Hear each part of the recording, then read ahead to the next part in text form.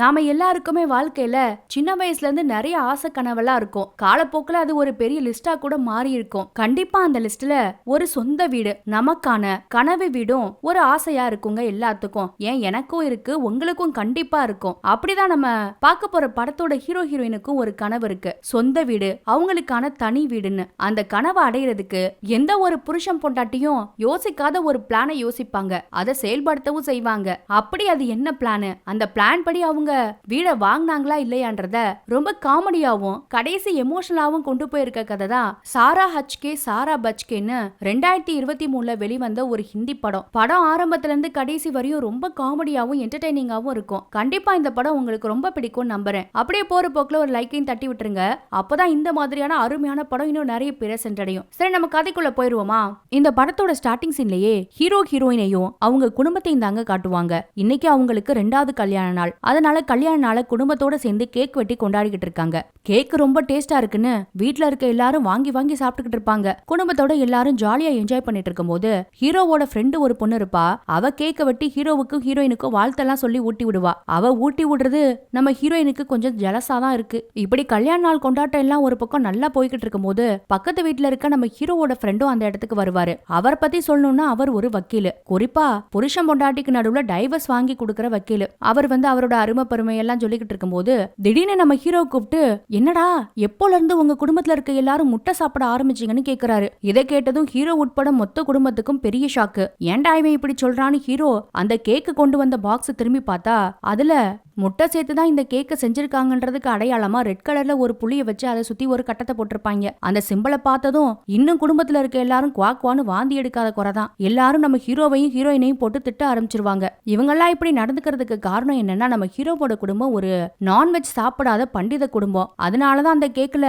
முட்டை போட்டிருக்குன்னு தெரிஞ்சதும் எல்லாம் ரொம்ப ஷாக் ஆயிட்டாங்க. ஆனா நம்ம ஹீரோயின் ஒரு பஞ்சாபி குடும்பத்தை சேர்ந்த பொண்ணு. ஹீரோவும் ஹீரோயினும் காதலிச்சு கல்யாணம் பண்ணிக்கிட்டவங்க. இப்போ கேக்ல முட்டை கலந்துருக்குன்னு பிரச்சனை வந்ததுனால அந்த வீட்ல இருக்க நம்ம ஹீரோவோட அத்தை ஹீரோயினை தான் குறை சொல்லி திட்ட ஆரம்பிச்சிருவாங்க. இவதான் இதுக்கெல்லாம் காரணமா இருப்பான்னு ரொம்ப பேசிடுவாங்க. ஹீரோவும் எவ்வளவோ எடுத்து சொல்லுவாரு, நான் முட்டை சேர்க்காத கேக்க தான் ஆர்டர் பண்ணேன், எப்படியோ கேக் மாறி போச்சுன்னு. ஹீரோயினும் மன்னிப்பெல்லாம் கேட்பாங்க. ஆனா அந்த அத்தகாரமா பிரச்சனையை விடாம வீடே தீட்டுப்பட்டுருச்சு, கங்கை தண்ணிய கொண்டு வாங்க, அது இல்லன்னா மாட்டு கோமியத்தையாவது கொண்டு வாங்க, எல்லாரும் நம்மள சுத்தப்படுத்தணும்னு ரொம்ப சீனை போடும். இதுல ஹீரோயின் ரொம்ப டென்ஷன் ஆகி, இப்ப என்னன்றீங்க, உங்களுக்கு என்ன பிரச்சனை, நானும் பாத்துக்கிட்டே இருக்கேன், இந்த வீட்டுக்கு வந்ததுல இருந்து ஏதாவது ஒரு பிரச்சனை பண்ணிக்கிட்டே இருக்கீங்க, எப்ப பார்த்தாலும் என்ன குறை சொல்லிக்கிட்டே இருக்கீங்கன்னு அத்தகாரியோட சண்டை போட ஆரம்பிச்சிருவாங்க. இதுல இன்னொரு பிரச்சனை என்னன்னா, நம்ம ஹீரோவோட அத்தை குடும்பம் இருக்காங்க இல்லையா, அவங்க கொஞ்ச நாளைக்கு இவங்க வீட்டுல தங்கிக்கலாம் தான் வந்திருக்காங்க அவங்க வீட்டை விட்டு. ஆனா வந்தவங்க 6 மாசமா இங்கேயே டேரா போட்டாங்க. அதுவும் அவங்க டேரா போட்டது நம்ம ஹீரோ ஹீரோயினோட ரூம்ல. அதனால ரூம் இல்லாம நம்ம ஹீரோவும் ஹீரோயினும் ஹால்ல தான் படுத்து கிடக்காங்க 6 மாசமா. இதனால அவங்களோட சந்தோஷம் போச்சு, பிரைவசி போச்சு, எல்லாமே போச்சுன்னு ஏற்கனவே ஹீரோயினுக்கு செம்ம காண்டு இருக்கு இந்த அத்தை குடும்பத்து மேல. இதுல வேற இந்த அம்மா எப்ப பார்த்தாலும் நம்ம ஹீரோயினை குறை சொல்றதுனால ஹீரோயினும் அத்தை குடும்பத்துக்காக ரூமை விட்டு கொடுத்தது, எந்த ஒரு பிரைவசியும் இல்லாம ஹால்ல படுத்து தூங்குறதுன்னு எல்லாத்தையும் சொல்லி காட்டி சண்டை போட்டுட்டு கோமா அங்க இருந்து போயிடுவா. எல்லாருக்குமே ஒரு மாதிரி வருத்தமா தான் இருக்கும். ஆனாலும் அத்தை நம்ம ஹீரோயினை குறை சொல்லிக்கிட்டே தான் இருப்பாங்க. இந்த கேப்ல பார்த்தா இந்த அத்தையோட குட்டி பையன் இருக்கான் இல்லையா, அவன் மட்டும் கேக் எடுத்துட்டு போய் தனியா ஒளிச்சு வச்சு தின்னுக்கிட்டு இருப்பான். அப்புறம் நைட்டு எல்லாரும் தூங்க போனதுக்கு அப்புறமா எப்பவும் போல நம்ம ஹீரோவும் ஹீரோயினும் அந்த ஹால்ல தான் படுத்து தூங்குவாங்க. ஆனா ஹீரோயின் ரொம்ப கோவமா இருக்காங்க. அவங்கள சமாதானப்படுத்துறதுக்காக நம்ம ஹீரோவும் ஏதோ பண்ணி பாப்பாருங்க. அவங்களுக்கு பிடிச்ச ஒரு 5 ஸ்டார் சாக்லேட்டை கூட வாங்கி சமாதானப்படுத்த முயற்சி பண்ணிட்டு இருப்பாரு. அப்புறம் பொண்டாட்டியோட ஆசை எல்லாத்தையும் புரிஞ்சுக்கிட்டு, நீ கவலைப்படாத, கண்டிப்பா நம்ம ஒரு புது வீடை வாங்குவோம், நாளைக்கே ஒரு பில்டரை போய் பாப்போம், வீடை வாங்கிட்டு நம்ம தனியா போயிருவோம்னு சொல்றாரு. இதை கேட்டதும் ஹீரோயினுக்கு ரொம்ப சந்தோஷம். அந்த சந்தோஷத்தோடயே அவர் வாங்கிட்டு வந்த அந்த சாக்லேட்டை கொஞ்சம் ரொமான்டிக்கா சாப்பிடணும்னு ஆசைப்பட்டு ஆளுக்கு ஒரு பக்கமா அந்த 5 ஸ்டாரை கடிச்சுக்கிட்டு இருப்பாங்க. திடீர்னு பார்த்தா கடமுடன் இதை சத்தம் கேட்கும். யாரோ வந்துட்டாங்கன்னு புரிஞ்சுக்கிட்டு நம்ம ஹீரோவும் ஹீரோயினும் உடனே சாக்லேட்டை எங்க பறக்க விட்டாங்கன்னு தெரியல, கொரட்டை விட்டு தூங்குற மாதிரி நடிச்சுக்கிட்டு இருப்பாங்க. இந்த அத்தையோட குட்டி பையன் தான் தூக்க வராம ஃப்ரிட்ஜுக்குள்ள ஏதாவது ஸ்நாக்ஸ் இருக்கான்னு தேடிக்கிட்டு இருப்பான். அதை பார்த்துட்டு என்னடா பண்றேன்னு நம்ம ஹீரோ கோபத்துல கேட்பாரு. தூக்க வரல, அதான் ஏதாவது திங்க இருக்கான்னு பார்க்க வந்தேன்னு அவன் சொல்றான். அப்புறம் வேற வழி இல்லாம அவனை கூப்பிட்டு நடுவுல படுக்க போட்டு அந்த 5 ஸ்டார் சாக்லேட்டை அவனுக்கு கொடுத்துருவாங்க. இப்படிதாங்க இவங்க வாழ்க்கை பல காலமா போய்கிட்டு இருக்கு. சந்தோஷமா இருக்கணும்னு ஆசைப்பட்டா கூட வெளியில ஹோட்டல்ல ரூம் போட்டுதான் 2 பேரும் நேரத்தை செலவிடுறாங்க. அந்த அளவுக்கு இவங்க நிலைமை மோசமா இருக்கு. இதனாலதான் ஒரு புது வீடை வாங்கி ஆகணும்னு முடிவெடுத்து மறுநாள் காலையிலே கிளம்பி 2 பேரும் ஒரு பில்டரை பாக்குறதுக்காக போவாங்க. போற வழியில வீட்டுக்கு முன்னாடி மாற்ற நேம் போர்டு கடை ஒண்ணு இருக்கும். அதை பார்த்தது ஹீரோயின் உடனே நேம் போர்டு வாங்கணும்னு ஒத்த கால நிப்பா. நம்ம ஹீரோவும் இன்னும் நம்ம வீடே வாங்கல, முதல்ல வீடை வாங்கிக்கலாம் அப்புறம் வந்து போர்டை வாங்கிக்கலாம்னு எவ்வளவோ சொல்லுவாரு. ஆனாலும் ஹீரோயினுக்கு உடனே அந்த நேம் போர்டை வாங்கணும்னு ஒரே ஆசைங்க. அதனால காதல் மனைவி கேட்டதுனால வேற வழி இல்லாம அவரும் போய் விலை எல்லாத்தையும் கேட்பாரு.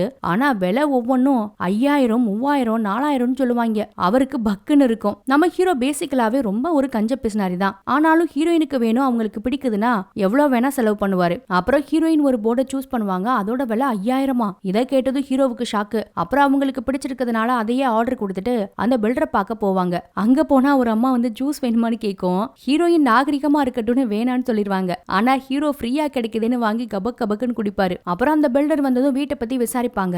வீடெல்லாம் ரெடியா இருக்கு, பேங்க் லோன்லாம் கூட நாங்களே ஏற்பாடு பண்ணி கொடுத்துருவோம். ஆனா ஒரு வீட்டோட விலை 55 லட்சம் சொல்றாரு அந்த பில்டர். இதை கேட்டதும் ஹீரோவுக்கும் ஹீரோயினுக்கும் தூக்கி வாரி போட்டுரும். என்னங்க நீங்க விளம்பரத்துலலாம் 35 லட்சம் தான் சொன்னீங்க, இப்ப 55 லட்சம் சொல்றீங்கன்னு. இவங்க கேட்டா சுத்தி பார்க்கு, ஜிம்னு நிறைய ஃபெசிலிட்டி இருக்குமா, அதனாலதான் விலையை கூட்டி விக்கிறோம்னு சொல்றாரு. ஆனா இவங்க கிட்ட அந்த அளவுக்கு பணம் இல்ல. நம்ம ஹீரோயின் ஒரு கோச்சிங் கிளாஸ்ல டீச்சரா வேலை பாக்குறாங்க. ஹீரோ ஒரு யோகா மாஸ்டர். பேங்க் லோன் போட்டா கூட இவங்களால அந்த அளவுக்கு பணம் எல்லாம் கட்ட முடியாது. அதனால என்னடா பண்றதுன்னு யோசிச்சுட்டு இருப்பாங்க. வேணும்னா 45 லட்சத்துக்கு ஒரு வீடு இருக்கு, அதை முடிக்கிறீங்களான்னு கேட்பாரு. ஆனா அதுவுமே இவங்களோட பட்ஜெட்டுக்கு ரொம்ப அதிகம் தான். இவங்க யோசிக்கிறத பார்த்துட்டு உங்க பட்ஜெட்டுக்கெல்லாம் இங்க வீடு கிடைக்காது, நீங்க வேற எங்கேயாவது போய் ரெண்டுக்கு வீடு பாருங்கன்னு இவங்களை கொஞ்சம் அவமானப்படுத்துற மாதிரி அந்த பில்டர் பேசிடுவாரு. இதுல நம்ம ஹீரோவுக்கும் ஹீரோயினுக்கும் ரொம்ப கடுப்பாயிரும். இத பாரியா, நான் வரும்போதே வீட்டு முன்னாடி மாற்ற நேம் போட ஆர்டர் கொடுத்துட்டு தான் வந்திருக்கேன். கண்டிப்பா இந்த சிட்டில ஒரு வீட்டை வாங்கி கிரகப்பிரவேசத்துக்கு உன்னை கண்டிப்பா கூப்பிடுவேன்னு சேலஞ்ச் பண்ணிட்டு வந்துருவாங்க 2 பேருமே. அப்புறம் அங்க இருந்து வீட்டுக்கு கொஞ்சம் வருத்தமா தான் வருவாங்க. வரும்போது ஒரு கடையில சோடா குடிக்கலான்னு பார்த்தா அப்ப கூட நம்ம ஹீரோ என்ன பண்ணுவாருன்னா ஒரு சோடா தாங்க வாங்குவாரு 2 பேத்துக்கும். அதைத்தான் இன்னொரு கப்பை வாங்கி 2 பேரும் ஷேர் பண்ணிப்பாங்க. இப்படி இன்னொரு சோடா வாங்குற காசை கூட மிச்சம் பண்ணக்கூடிய ஒரு வடிகட்டின கஞ்சன் தான் நம்ம ஹீரோ. நம்ம ஹீரோயின் தான் வீடு கிடைக்காதனால ரொம்பவே வருத்தப்பட்டுக்கிட்டு இருப்பாங்க. ஆனாலும் ஹீரோ தான் சமாதானப்படுறதெல்லாம் ஒன்னும் பிரச்சனை இல்ல, இதெல்லாம் நீ மண்டையில போட்டுக்காத, எப்படியாவது இந்த பிரச்சனையை நான் சீக்கிரமே சரி பண்றேன் சொல்லிட்டு இருப்பாரு. நம்ம ஹீரோ இப்படி ஆறுதலா பேசினதுனால ஹீரோயினும் கொஞ்சம் சமாதானம் ஆயிடுவாங்க. அப்புறம் ஹீரோயின் அவங்க வேலை பாக்குற இடத்துல போய் கிளாஸ் எல்லாம் எடுத்து முடிச்சிட்டு வந்தா அங்க ஒரு வயசான பாட்டிமா எல்லாருக்கும் ஸ்வீட் கொடுத்துட்டு இருக்காங்க. என்ன ஆச்சு உங்களுக்கு, பேரன் பிறந்திருக்கா பேத்தி பிறந்திருக்கான்னு நம்ம ஹீரோயின் கேட்பாங்க. அடடா அதெல்லாம் ஒண்ணும் இல்லம்மா, எனக்கு ஒரு கவர்மெண்ட் ஸ்கீம் மூலமா புது வீடு கிடைச்சிருக்கு, அதான் எல்லாத்துக்கும் லட்டு கொடுத்துட்டு இருக்கேன்னு அவங்க சொல்லுவாங்க. இதை கேட்டதும் ஹீரோயின் என்ன ஸ்கீம் அதுன்னு அதை பத்தி விசாரிச்சு அவங்க கிட்ட இருந்து அந்த டாக்குமெண்ட்டை வாங்கி போட்டோ எல்லாம் எடுத்துப்பாங்க. இந்த கவர்மெண்ட் ஸ்கீமை பத்தி தெரிஞ்சதுல நம்ம ஹீரோயினுக்கு ரொம்பவே சந்தோஷமா இருக்கு. அப்புறம் அங்க இருந்து ஹீரோவை பாக்குறதுக்கு தான் போவாங்க. தினமுமே 2 பேரும் வேலை முடிச்சிட்டு வீட்டுக்கு போறதுக்கு முன்னாடி ஒரு சாட் கடையில உட்காந்து சாட் எல்லாம் சாப்பிட்டுட்டு தான் போவாங்க. அங்க கூட பாருங்க நம்ம ஹீரோ ரெண்டெல்லாம் ஆர்டர் பண்ண மாட்டாரு, ஒன்னாதான் ஆர்டர் பண்ணி 2 பேரும் ஷேர் பண்ணிப்பாங்க. அங்கேயும் ஒரே சோடா தான், அதை 2ஆ தான் ஷேர் பண்ணிப்பாங்க.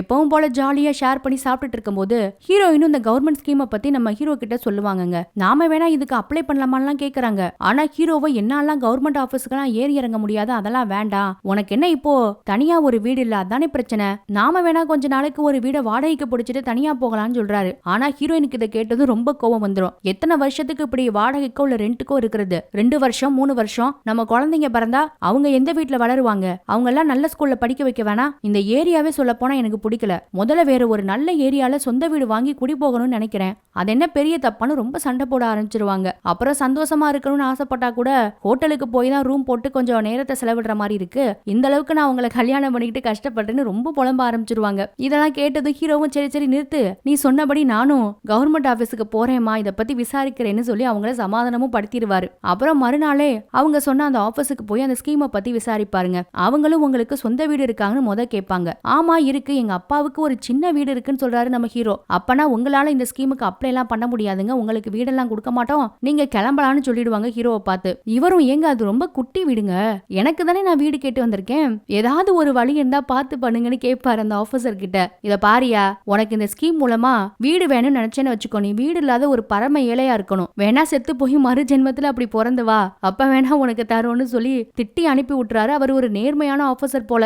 நம்ம ஹீரோவும் சரின்னு வெளியே வந்தா அங்க வேலை செய்யற ஒரு பியூனு அக்கம் பக்கத்துல லஞ்சம் வாங்கி ஏதோ சைடா பிசினஸ் பண்றத நம்ம ஹீரோவும் கவனிக்கிறாரு. அப்புறம் அவர்கிட்ட போய் நம்ம ஹீரோ பேச்சு கொடுத்தா அவர் ஒரு கார்டை கொடுத்து ஒரு இடத்துக்கு சாயங்காலத்துக்கு மேல வாங்கன்னு சொல்றாரு. அப்புறம் ஹீரோயினை கூட்டிக்கிட்டு அங்க போய் பார்த்தா கவர்மெண்ட் ஆபீஸ்ல வேலை செஞ்ச அந்த பியூனு ஒரு பெரிய ஆபீஸையே போட்டு வச்சிருக்காங்க அந்த இடத்துல. அவரு பியூன் மட்டும் இல்ல, யாரெல்லாம் இந்த ஸ்கீம்ல குவாலிஃபை ஆக மாட்டாங்களோ அவங்களுக்கெல்லாம் இல்லீகலா வீடு வாங்கி கொடுக்குற ஒரு ஏஜென்ட் வேற. நம்ம ஹீரோவும் ஹீரோயினும் அவரை பார்த்து அவங்களோட பிரச்சனை எல்லாத்தையும் சொல்லுவாங்க. எங்க அப்பாவுக்கு ஒரு சொந்த வீடு இருக்கு, ஆனா அது ரொம்ப சின்னதா இருக்கு, அதனால நாங்க அப்ளை பண்ணி ஒரு புது வீடு வாங்கணும்னு ஆசைப்படுறோம்னு ஹீரோ சொன்னதும் அந்த ஆபீசர் சொன்ன மாதிரி இந்த பியூனும் அதுக்கு வாய்ப்பு இல்ல, நீங்க இதுக்கு குவாலிஃபை ஆக மாட்டீங்கன்னு ஹீரோவை பார்த்து சொல்லிடுவாங்க. சரி, இதுக்கு ஏதாவது வழி இருக்கான்னு கேட்டா ரெண்டே வழிதான் இருக்கு. நீங்க உங்க அப்பாவுக்கு பிள்ளையே இல்லைன்னு உங்க அப்பா உங்களை வீட்டை விட்டு துரத்தி பேப்பர்ல சைன் பண்ணி கொடுக்கணும். அது நடக்குமான்னு கேட்டா அதுக்கு வாய்ப்பே இல்லைன்னு நம்ம ஹீரோ சொல்லிடுவாரு. சரி, அடுத்த வழி என்னன்னு ஹீரோவும் ஹீரோயினும் ஆர்வமா கேட்டா உங்க அப்பா பேர்ல தானே சொத்து இருக்கு, அதுக்கும் இந்த பொண்ணுக்கும் சம்பந்தம் இல்லையா, இந்த பொண்ணு ஒருவேளை உங்களை டிவோர்ஸ் பண்ணி தனியா வந்துட்டா இந்த பொண்ணு பேர்ல அப்ளை பண்ணி வீட வாங்கிடலான்னு சொல்லுவான். இத கேட்டதும் ஹீரோவுக்கு ரொம்ப கடுப்பாயிரும். என்னையா இது, புருஷன் பொண்டாட்டி தனியா சந்தோஷமா வாழணும்னு வீடு கேட்டு வந்தா எங்க ரெண்டு பேரையும் போய் டிவோர்ஸ் வாங்க சொல்றேன்னு ரொம்ப திட்டுவாரு. இத பாருங்க, டிவோர்ஸ்னா என்ன, ரெண்டு பேரும் நிரந்தரமா பிரியவா போறீங்க, அதெல்லாம் பேப்பர்ல தான் இருக்கும், டிவோர்ஸ் அப்ளை பண்ணி ரெண்டு பேரும் முதல்ல பிரிஞ்சிருங்க, அப்புறம் இந்த பொண்ணு பேர்ல வீட்டை வாங்கிடலாம், அப்புறம் மறுபடியும் கல்யாணம் பண்ணிக்கோங்கன்னு ரொம்ப அசால்ட்டா சொல்லுவான். ஆனா ஹீரோவுக்கு இது சுத்தமா பிடிக்கலங்க. ஆனா ஹீரோயினுக்கு பிடிச்சிருக்கு போல, அது அவங்க முகத்திலே தெரியுது. ஹீரோ கோவத்துல ஹீரோயினையும் அங்க இருந்து கூட்டிட்டு வந்துருவாரு. வீட்டுக்கு வந்தா அன்னைக்கு நைட்டு கூட இவங்க ரெண்டு பேருக்கு நடுவுல அந்த அத்தையோட குட்டி பையன் படுத்திருப்பான். தினம் இவங்க ரெண்டு பேரோட வாழ்க்கையும் இந்த குட்டி பையனுக்கு நடுவுல தான் போய்கிட்டு இருக்கு போல. அப்புறம் மறுநாள் வேலையை முடிச்சிட்டு எப்பவும் ஒரு கடைக்கு போய் சாப்பிடுவாங்க இல்லையா, அங்க போகும்போது லைட்டா நம்ம ஹீரோயின் பேச்சு எடுப்பாங்க. ஆரம்பத்துல ஹீரோவை நல்லா புகழ்ந்து தள்ளுவாங்க. அப்புறம் அவரை எப்படி இவங்களை பாத்துக்கிறாரு, கல்யாணம் ஆன நாள்ல இருந்து ஒரு நாள் கூட இவங்களுக்கு 5 ஸ்டார் வாங்கி கொடுக்க மறந்ததே இல்லையாமா. அதை எல்லாத்தையும் சொல்லி பேசிட்டு இருப்பாங்க. அவருக்கு அது ரொம்ப சந்தோஷமா இருக்கும். அப்புறம் ஒரு மரத்தை காட்டி அதுல ஒரு குருவி கூட இருக்கும்.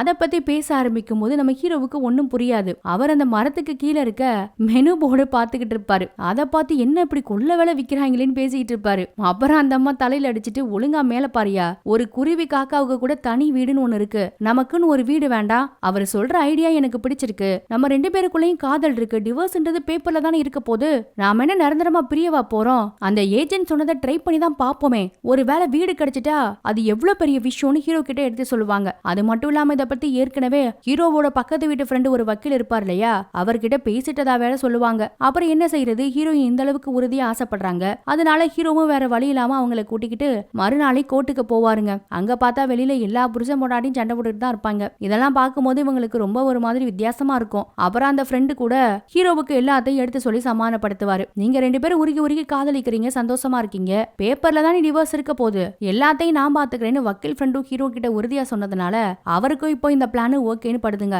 ஆனா இந்த பிளான ரெண்டு பேர் வீட்டுக்கும் தெரியாம தான் பண்றாங்க. கொஞ்ச நாள்லயே இவங்க ஆசைப்பட்டபடி கோர்ட்ல டைவர்ஸுக்கெல்லாம் அப்ளை பண்ணிக்கிட்டு இருப்பாங்க. அந்த ப்ராசஸ்லாம் கோர்ட்ல ஒரு பக்கம் போய்கிட்டு இருக்கும். இன்னொரு பக்கம் பார்த்தா இவங்க லைஃப ரொம்ப சூப்பரா என்ஜாய் பண்ணிட்டு இருப்பாங்க.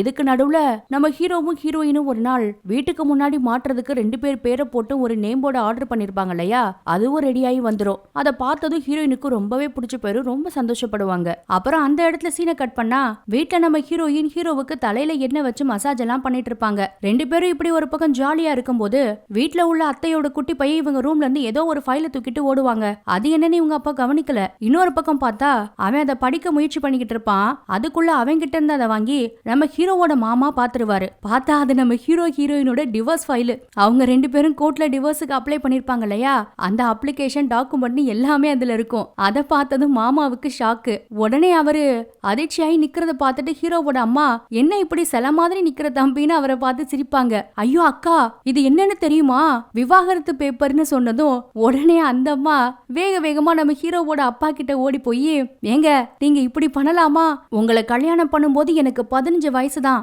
எத்தனை வருஷம் உங்களோட வாழ்ந்திருக்கேன், பிள்ளைய பெற்றிருக்கேன், என்ன போய் டிவோர்ஸ் பண்ண போறீங்களே, உங்களுக்கு எப்படிதான் மனசு வந்ததுன்னு அவரை பார்த்து குறை சொல்லிட்டு இருப்பாங்க. அவருக்கு பாவம் ஒண்ணும் புரியாது. இதை கேட்டுட்டு ஹீரோவோட மாமா, ஐயோ அக்கா, மாமா என்ன உன்னை விவாகரத்து பண்ணிட்டு இந்த வயசுல வேற ஒரு கல்யாணமா பண்ண முடியும், இது உங்க ரெண்டு பேருக்குமான டிவோர்ஸ் பேப்பர் இல்ல, உங்க மகனுக்கும் மருமகளுக்குமான விவாகரத்து பத்திரம்னு சொன்னதும் குடும்பம் மொத்தமும் ஷாக் ஆயிடுவாங்க. இது தெரியாம நம்ம ஹீரோவும் ஹீரோயினும் வேற ஒரு பக்கம் மசாஜ் பண்ணிக்கிட்டே ரொமான்ஸ் பண்ணிட்டு இருக்க மொத்த குடும்பமும் அவங்க கிட்ட வந்து அவங்களே உத்து பார்த்துட்டு இருப்பாங்க. நம்ம ஹீரோவும் ஹீரோயினும் எதுக்காக இவங்க வந்து திடீர்னு நம்மள உத்து பாக்குறாங்கன்ட்டு ஒண்ணுமே புரியாம என்னன்னு கேட்டா, என்னடா இதெல்லாம், 2 பேரும் விவாகரத்து பண்ண போறீங்களா? நல்லா தானே இருந்தீங்க, ஏன்டா இப்படிலாம் கோர்ட்ல அப்ளை பண்ணி வச்சிருக்கீங்கன்னு மொத்த குடும்பமும் கேட்பாங்க. அந்த நேரத்துல தான் நம்ம வக்கீல் ஃப்ரெண்டும் ஹீரோவோட பேரை சொல்லிக்கிட்டே உள்ள வருவாரு. எல்லாத்துக்கும் இந்த விளங்காத பையதான் காரணமானு ஹீரோவோட அம்மா வேற வக்கீல் ஃப்ரெண்ட பார்த்து திட்ட ஆரம்பிச்சதும் அவன் தெரிச்சு ஓடிடுவான். இதுல நம்ம ஹீரோவோட அத்தை வேற நம்ம பையன் மேல எந்த தப்பும் இருக்காது, கண்டிப்பா இந்த பஞ்சாபிக்கார தான் ஏதாவது பண்ணி வச்சிருப்பான்னு அந்த இடத்துல ஹீரோயினை தான் குறை சொல்லுவாங்க. இதையெல்லாம் கேட்டு நம்ம ஹீரோவுக்கு ஹீரோயினுக்கும் இப்ப என்ன பண்றதுன்னே தெரியல.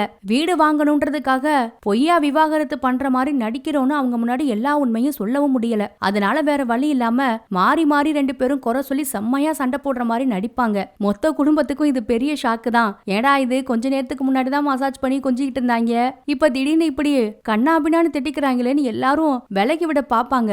ஆனாலும் நம்ம ஹீரோ ஹீரோயின் போட்டுட்டு இருக்க இந்த நடிப்பு சண்டை முத்தி போய் ஹீரோ ஒரு லெவல்ல நம்ம ஹீரோயினை அடிக்க கைவங்கிற மாதிரி ஆக்சனை போடுவாரு. இதுல ஹீரோயினும் கோபப்பட்டு அங்க இருந்து கிளம்பி போயிடுவாங்க. இத பாக்குற மொத்த குடும்பத்துக்கும் பெரிய ஷாக்கா இருக்கும். அன்னைக்கு நைட்டே நம்ம ஹீரோவோட அப்பா அம்மா 2 பேரும் ஹீரோவை மட்டும் தனியா கூப்பிட்டு இந்த பிரச்சனையை பத்தி விசாரிப்பாங்க. நல்லா தானே இருந்தீங்க, எதுக்காக இப்படி விவாகரத்து பண்ணி பிரியணும்னு ஆசைப்படுறீங்க எல்லாம் கேட்பாங்க ஹீரோ கிட்ட. ஆனா அவரு கரெக்டா எந்த ஒரு ரீசனுமே சொல்ல மாட்டாருங்க. பொறுத்து பொறுத்து பார்த்து அவங்க அம்மா கூட உனக்கு ஏதாவது ஒரு பொண்ணு கூட தொடர்பு இருக்கா என்னன்னு ஓப்பனா கேட்டுருவாங்க. அவர் ஆனா இல்லைன்னு சொல்லுவாரு. உனக்கு இல்லைன்னா ஒருவேளை உன் பொண்டாட்டிக்கு யாரோடையாவது பழக்கம் இருக்கான்னு வேற கேக்குறாங்க. ஐயோ அம்மா, அவளை பார்த்தா அந்த மாதிரியே தெரியுது, அப்படிலாம் எதுவும் இல்லைன்னு கோவத்துல சொல்லிட்டு அங்க இருந்து கிளம்பி ஓடிடுவாரு நம்ம ஹீரோ. அப்புறம் கொஞ்ச நேரத்திலேயே எல்லாரும் தூங்கினதுக்கு அப்புறமா நட்ட நடு ராத்திரில நம்ம ஹீரோவும் ஹீரோயினும் பிளான் நல்லா சக்சஸா போயிட்டு இருக்கிறதுனால கிச்சன்ல கொஞ்சிட்டு இருப்பாங்க. இதையே வெறிச்சு பார்த்துட்டு இருப்பான் அந்த அத்தையோட குட்டி பையன். அவனுக்கு இவங்க மேல டவுட் தான். அவன் பாக்குறத இவங்க பார்த்துட்டு ரொம்ப ஷாக் ஆயிடுவாங்க. அந்த நேரத்துல ஹீரோவோட அத்தையும் வந்து பார்த்ததும் வேற வழி இல்லாம நம்ம ஹீரோ தான் வம்படியா பேச வந்ததா ஹீரோயின் அவர் மேல பழிய போட்டு மறுபடியும் சண்டையை போட்டு எல்லாரும் முன்னாடி ஒரு மாதிரி நடிச்சிட்டு கிளம்பி போயிருவாங்க. ஆனா அந்த குட்டி பையனுக்கு மட்டும் இவங்க மேல டவுட்டாவே இருக்கு. இன்னொரு பக்கம் பார்த்தா மறுநாள் காலையிலேயே விஷயம் தெரிஞ்சு ஹீரோயினோட அப்பா அம்மா 2 பேரும் நம்ம ஹீரோவோட வீட்டுக்கு வந்து நிப்பாங்க. அவங்கள பார்த்தது ஹீரோயின் ஓடி வந்து கட்டி பிடிச்சி அழுது ரொம்பவே சீன் போட்டுட்டு இருப்பாங்க. ஆனா இது வரைக்கும் என்ன பிரச்சனை, எதனால 2 பேரும் பிரியறாங்கன்னு ஒரு வேலிடான ரீசனை கூட 2 பேரும் சொல்லியிருக்க மாட்டாங்க. ஆனா எல்லாருக்கும் ஹீரோ மேலதான் டவுட். அவருக்கு ஒருவேளை வேறு ஒரு பொண்ணு மேல ஆசை வந்துருச்சோ, யாரோடையாவது தொடர்பு இருக்கும்னு அவரை தான் எல்லாரும் தப்பா நினைப்பாங்க. இவ்வளவு நடந்தாலும் கூட எப்படியாவது எல்லா பிரச்சனையும் சரி பண்ணி 2 பேரையும் சேர்ந்து வாழ வச்சிடணும்னு தான் 2 குடும்பத்து பெரியவங்களும் பேசி பாப்பாங்க. ஆனா கடைசி வரைக்கும் நம்ம ஹீரோ ஹீரோயின் 2 பேருமே விவாகரத்து வாங்கி பிரிஞ்சு போற அளவுக்கு என்ன சண்டை என்ன பிரச்சனைன்னு வேலிடான ஒரு ரீசனு கூட மத்தவங்க முன்னாடி சொல்ல மாட்டாங்க. சின்ன சின்னதா குறைய மட்டும் சொல்லிக்கிட்டே இருப்பாங்க கடைசி வரைக்கும். வீடு வாங்குறதுக்காக தான் விவாகரத்து பண்ற மாதிரி நடிக்கிறோன்ற உண்மையும் சொல்ல மாட்டாங்க. மொத்தத்துல விவாகரத்து வாங்க போறோம், பிரிய போறோம், அவ்வளவுதான் முடிச்சிருவாங்க. அப்புறம் ஹீரோயினோட அப்பா கூட ஹீரோவை தனியா கூட்டிட்டு போய் எவ்வளவோ கேட்டு பாப்பாரு. ஒருவேளை இதுல ஏதாவது ஒரு பொண்ணு சம்பந்தப்பட்டிருக்கா, பரவாயில்லப்பா சொல்லு, நானும் ஒரு ஆம்பளை தானே, எதுவா இருந்தாலும் சொல்லுன்னு என்னென்னமோ கேட்டு பாப்பாரு. அப்படி இருந்தா தானே பாவம் அவரும் சொல்லுவாரு. அப்படிலாம் ஒண்ணு இல்லைன்னு சொன்னாலும் ஹீரோயினோட வீடு வாங்குற ஆசையை பத்தி பொய்யா டிவோர்ஸ் பண்றத பத்தி ஹீரோயினோட அப்பா கிட்ட கூட நம்ம ஹீரோ சொல்ல மாட்டாருங்க. அப்புறம் கொஞ்ச நாள்லயே 2 பேரும் அப்ளை பண்ண அந்த டிவோர்ஸ் கேஸோட விசாரணை வரும் கோர்ட்ல. அதுக்காக 2 பேரும் ஜோடியா கிளம்பி போயிருப்பாங்க. இவங்க ஒரு பக்கம் ஜோடியா உட்காந்துருக்க, இன்னொரு பக்கம் நம்ம வக்கீல் ஃப்ரெண்டு தோரணையா உட்காந்துருப்பாரு. ஜட்ஜும் இவங்களோட கல்யாண பத்திரிக்கை அப்ளிகேஷன் எல்லாத்தையும் படிச்சு பார்த்துட்டு விசாரணை ஆரம்பிக்கிறதுக்குள்ள முந்திக்கிட்டு நம்ம வக்கீல் ஃப்ரெண்டு மயிலாடுன்னு கத்த ஆரம்பிச்சிருவாரு. 2 பேரோட பேரை சொல்லி இவங்களுக்கு உடனே டிவோர்ஸ் கொடுத்துருங்க, இவங்களால வாழ முடியாது அப்படி இப்படின்னு அளந்து விட்டுட்டு இருப்பாரு. ஜட்ஜும் நீ எதுவும் பேசாதப்பா, நான் பேசிக்கிறேன்னு சொல்லிட்டு 2 பேரை பத்தியுமே கேட்பாரு. என்னமா பிரச்சனைன்னு கேட்டா நம்ம ஹீரோயின் இவர் என்ன சீட் பண்றாரு, என்கிட்ட போய் சொல்றாரு, நான் மெசேஜ் பண்ணா இவர் ஆன்லைன்ல தான் இருக்காரு, ஆனா ரிப்ளை எதுவும் பண்ண மாட்டேங்கிறாருன்னு அவங்க ஒரு பிரச்சனையை சொல்லுவாங்க. என்னமா இது, இந்த பிரச்சனைக்காகலாம் டிவோர்ஸ் வாங்கணும்னா எல்லா ஆம்பளைங்களுக்கு தான் டிவோர்ஸ் கொடுக்கணும், நானே அப்படிதாமா பண்ணுவேன்னு அவர் சொல்லிட்டு இருக்காரு. ஆனா வேலிடா எந்த ஒரு பாயிண்ட்டும் நம்ம ஹீரோயினுக்கு சிக்காது. ஹீரோ ஒரு ரீசனை சொல்லுவாரு, அதுவும் கொஞ்சம் சில்லித்தனமா தான் இருக்கு. இதுக்கு நடுவுல ஹீரோவுக்கு வேர்க்கும் போது ஹீரோயின் தொடச்செல்லாம் விட்டுட்டு இருப்பாங்க கோர்ட்டுக்குள்ளேயே. இதை எல்லாத்தையும் ஜட்ஜ் பார்த்துட்டு சரி நீங்க எப்படி கல்யாணம் பண்ணிக்கிட்டீங்க, லவ் மேரேஜா அரேஞ்ச் மேரேஜான்னு கேட்பாரு. அதை வேற நம்ம ஹீரோ ரொம்ப ரொமான்டிக்கா ஹீரோயின் என்ன கலர்ல ட்ரெஸ் போட்டு என்ன கலர்ல செருப்பு போட்டிருந்தாங்கன்னு எல்லாத்தையும் விவரமா சொல்லிட்டு இருப்பாரு. பாரியா வக்கீலு பாரு, அவங்களுக்குள்ள எவ்வளவு காதல் இருக்கு, அந்த பையன் எவ்வளவு ரசனையா எல்லாத்தையும் சொல்றான் பாரு, இவங்களுக்கு போய் டிவோர்ஸ் கொடுக்க சொல்றியே, இன்னும் குழந்தை குட்டி எதுவும் பறக்கல, இன்னும் ஒரு 6 மாசம் வாழ்ந்து பாக்கட்டும், அதுக்கப்புறமா டிவோர்ஸ பத்தி எல்லாம் பேசிக்கலாம்னு சொல்லிட்டாரு ஜட்ஜு. இதை கேட்டதும் நம்ம ஹீரோவுக்கு ஹீரோயினுக்கு வேற ஷாக்கு. வெளியில வந்தா வக்கீல் பண்ணிட்டு 2 பேரையும் போட்டு திட்டுன்னு திட்டுவாரு. என்னடா பண்ணிட்டு இருக்கீங்க, கோர்ட்ல வந்து ரொமான்ஸ் பண்ணி கொஞ்சிக்கிட்டே இருக்கீங்க, எப்ப பார்த்தாலும் கையை பிடிச்சிக்கிட்டு ஒட்டி வரிசை உட்காந்துக்கிட்டே வந்தா எவன்டா டிவோர்ஸ் கொடுப்பான், உங்களெல்லாம் போய் டிவோர்ஸுக்காக கூட்டிட்டு வந்தேன் பாரு, இன்னும் 6 மாசத்துக்கு ஒண்ணுமே பண்ண முடியாதுன்னு சொல்லிடுவாரு. இதை கேட்டதும் ஹீரோவும் ஹீரோனும் இல்ல 6 மாசத்துக்கெல்லாம் இந்த பிரச்சனை இழுத்துக்கிட்டே போனா வீட்டுல எல்லாருக்கும் தெரிஞ்சு போயிரும், பெரிய பிரச்சனை ஆயிரும், அதுக்குள்ள எப்படியாவது முடிக்கணும்னு சொல்றாங்க. என்னடா பண்ணலான்னு இப்ப 3 பேரும் யோசிச்சா வேற வழி இல்ல.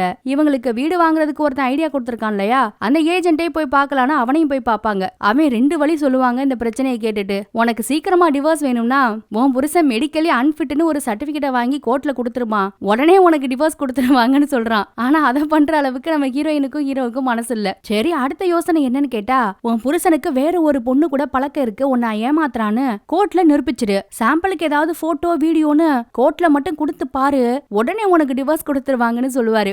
இந்த யோசனை நம்ம ஹீரோவுக்கு ஒரு மாதிரிதான் இருக்கு. ஆனா ஹீரோயினுக்கு இது ஒர்க் அவுட் ஆகுன்னு தோணுது போல. வீட்டுக்காக அதையும் செய்யலான்னு அவங்க யோசிக்கிற அளவுக்கு இப்ப இறங்குற மாதிரி தான் தெரியுது. அப்புறம் அந்த இடத்துல சீனை கட் பண்ணா மறுநாள் காலையில நம்ம ஹீரோயின் மாடியில நின்று யதார்த்தமா வேடிக்கை பார்த்துட்டு இருக்கும் போது கீழே நிக்கிற வக்கீல் ஃப்ரெண்டும் நம்ம ஹீரோவோட சின்ன வயசு ஃப்ரெண்டு ஒரு பொண்ணு பக்கத்து வீட்டுக்காரி இருப்பா இல்லையா, அவளும் பேசிட்டு இருக்கிறது கண்ணுல பட்டுரும். அந்த பொண்ணை பார்த்ததும் ஹீரோயினோட மண்டையில ஏதோ கிளிக் ஆயிடுச்சு போல. உடனே வேகமா ஹீரோவை பார்க்க ஓடுவாங்க. அவர் பாத்ரூம்ல அப்பதாங்க குளிச்சிட்டு இருப்பாரு. ஹீரோயினும் வேகமா கதவை தட்டி பாத்ரூம்குள்ளயும் போயிடுவாங்க யாருக்கும் தெரியாம. அப்புறம் அவர்கிட்ட பக்கத்து வீட்டு பொண்ணோட பேரை சொல்லி அவளுக்கும் ஹீரோவுக்கும் ஒரு கள்ள தொடர்பு இருக்க மாதிரி போட்டோவோ வீடியோவோ எடுத்து கோர்ட்ல சப்மிட் பண்ணிட்டோம்னா ஈஸியா டிவோர்ஸ் கிடைச்சிரும், இந்த பிளான் எப்படி இருக்குன்னு ஹீரோ கிட்ட கேட்பாங்க. இதை கேட்டது ஹீரோவுக்கு ஷாக்கு. என்ன பேசிட்டு இருக்க, என் ஃப்ரெண்டு அவ, அதுவும் பக்கத்து வீட்டுக்காரி, என் குடும்பமான போயிரும்னு அவரு வேண்டான்னு சொல்லுவாரு. நான் என்ன சோசியல் மீடியால போட போறேன், போட்டோ எடுத்து கோர்ட்ல தானே சப்மிட் பண்ண போறோம், அப்புறம் டிவோர்ஸ் கிடைச்சிரும், ஆசைப்பட்டபடி புது வீடும் கிடைச்சிரும், அதனால இந்த பிளான நம்ம உடனே செயல்படுத்தி ஆகணும்னு சொல்லுவாங்க. ஹீரோவும் வேற வழி இல்லாம ஓகேன்னு சொல்லிடுவாருங்க.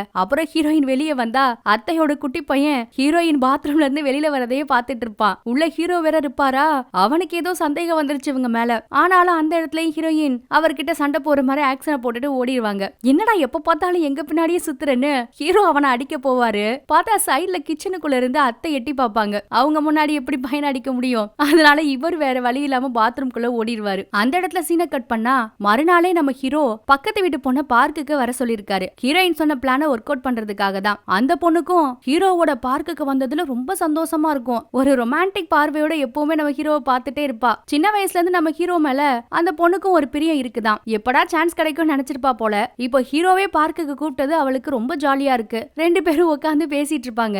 இவரு ஏதேதோ பேச முயற்சி பண்ணுவாரு, ஆனா கொஞ்சம் தடுமாற்றமாவே இருக்கும் நம்ம ஹீரோவுக்கு. பரவாயில்ல, உங்க மனசுல என்ன இருந்தாலும் என்கிட்ட சொல்லுங்கன்னு அந்த பொண்ணு சொல்றா. இதை எல்லாத்தையும் நம்ம வக்கீல் ஃப்ரெண்டும் ஹீரோயினும் ஒளிஞ்சிருந்து போட்டோ எடுக்கலான்னு ட்ரை பண்ணிட்டு இருப்பாங்க. ஏன்னா போட்டோ எடுத்தா தானே கோர்ட்ல சப்மிட் பண்ண முடியும். ஆனா வக்கீல் ஃப்ரெண்டுக்கு ஒழுங்காவே போட்டோ எடுக்க தெரியாது. ஹீரோயினும் உடனே போனை வாங்கிட்டு நான் எடுக்கிறேன்னு ஹீரோ கிட்ட சைகை எல்லாம் காமிப்பாங்க, அந்த பொண்ணோட தோல்ல சாய சொல்லி. ஆனா அதுக்கு ஒரு மாதிரி அவருக்கு தயக்கமா இருக்கும். அந்த பொண்ணு பேசிட்டு இருக்கும் போதே வேற வழி இல்லாம போட்டோ எடுக்கணும்ன்றதுக்காக இவரும் அந்த பொண்ணோட தோல்ல சாஞ்சிருவாருங்க. ஹீரோயினும் கணக்கச்சிதமா போட்டோவையும் எடுத்துருவாங்க. எல்லாம் நல்லபடியா முடிஞ்சதும் பார்த்தா நம்ம ஹீரோயின் ஒரு கோச்சிங் கிளாஸ் எடுக்கிறாங்க இல்லையா, அங்க படிக்கிற ஒரு பொண்ணும் பையனும் வேற அங்க உட்காந்து ரொமான்ஸ் பண்ணிட்டு இருப்பாங்க. அதுல அவன் நம்ம ஹீரோயினை பார்த்து மேடம் இங்க என்ன பண்றீங்கன்னு கேட்பான். இவங்க 2 பேரும் இங்க வந்ததை பார்த்து ஹீரோயின் ரொம்ப டென்ஷன் ஆகி அவங்கள திட்டவும், ஏன் எங்களை திட்டுறீங்க, நீங்க எதுக்காக இங்க வந்திருக்கீங்களோ அதுக்கு தான் நாங்களும் வந்திருக்கோம்னு ஹீரோயினும் வக்கீல் ஃப்ரெண்டையும் பார்த்து கேட்டது வக்கீலுக்கு ரொம்ப டென்ஷன் ஆயிரும். அதனால அவன் காலில் கிடக்கிற ஷூவை தூக்கி 2 பேரையும் எரிஞ்சே விரட்டி விட்டுருவான். அப்புறம் கொஞ்ச நாளே நம்ம ஹீரோவையும் ஹீரோயினையும் கோர்ட்டு விசாரணைக்கு கூப்பிடும். இப்ப 2 பேரும் பக்கத்துல உட்காராம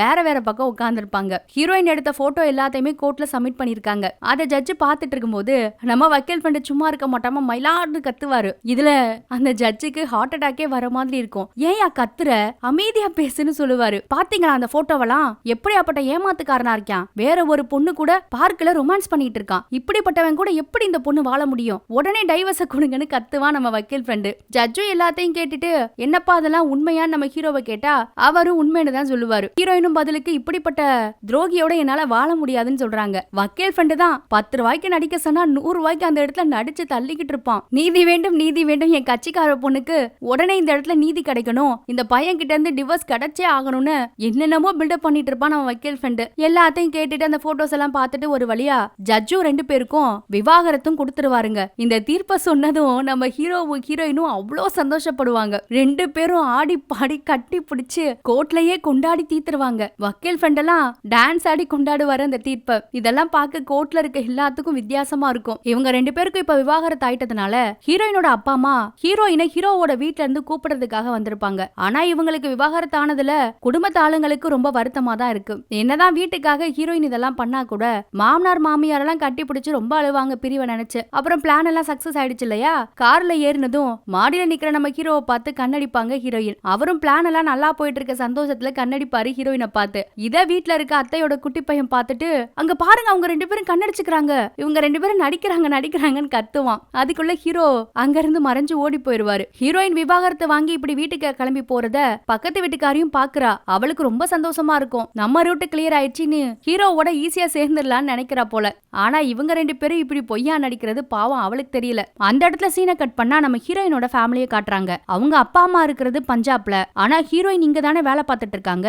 அதனால அவங்களுக்கு தங்குறதுக்கு இந்த ஊர்லயே ஒரு வீடு அவங்க அப்பா ரெண்டுக்கு எடுத்து கொடுத்திருக்காருங்க. அந்த அபார்ட்மெண்ட்டுக்கு தான் இப்ப நம்ம ஹீரோயினோட குடும்பமும் போறாங்க. ஆனா அவங்கள உள்ள போக விடாம வழிமறிச்சு அந்த அபார்ட்மெண்டோட செக்யூரிட்டி 1000 கேள்வி கேட்பாரு. வண்டியோட லைசென்ஸ் புக்குன்னு எல்லாரோட ஆதார் கார்டையும் கொடுங்கன்னு கேக்குறாரு. என்னையா இது, ஒரு அபார்ட்மெண்ட் ரெண்ட் எடுத்து தங்குறதுன்னா அவ்வளவு பெரிய விஷயமா இங்க இவ்வளவு கேள்வி கேக்குறீங்களேன்னு நம்ம ஹீரோயினோட குடும்பமும் அவர்கிட்ட சண்டைக்கு போவாங்க. இந்த பேச்சுக்கு நடுவுல நம்ம ஹீரோயினுக்கு டிவோர்ஸ் ஆயிருக்குன்னு தெரிஞ்சதும் அத பத்தியும் 1000 கேள்வி கேட்பாரு அந்த செக்யூரிட்டி. எதுக்கே எங்களை வீட்டுக்குள்ள போக விடாம இத்தனை கேள்வி கேக்குறேன்னு அவர்கிட்ட கேட்டா, நீங்க வந்திருக்க வண்டி பஞ்சாப் ரெஜிஸ்ட்ரேஷன்ல இருக்கு, ஒருவேளை நீங்க வண்டியை திருடிட்டு வந்த குரூப்பா இருந்தா என்ன பண்றது, அதுக்காக தான் இத்தனை கேள்வி கேக்குறேன்னு செக்யூரிட்டி சொல்ல ஒரு வழியா அவரெல்லாம் சமாளிச்சு அவங்களும் வீட்டுக்குள்ள போயிருவாங்க. அப்புறம் அந்த செக்யூரிட்டி இவங்க கிட்ட விசாரிச்சாரு இல்லையா, அதெல்லாத்தையும் ஒரு சின்ன நோட்ல எழுதி வேற வச்சு பாருங்க. அப்புறம் மறுநாளே நம்ம ஹீரோவும் ஹீரோயினும் டிவோர்ஸ் நல்லபடியா கிடைச்சிட்டதுனால அந்த பேப்பர்ஸ் எல்லாத்தையும் அந்த ஏஜென்ட் கிட்ட கொண்டு போய் காட்டுவாங்க. உடனே வீடு கிடைச்சிரும்ல, அந்த ஸ்கீமுக்கு அப்ளை பண்ணிடலாமேன்னு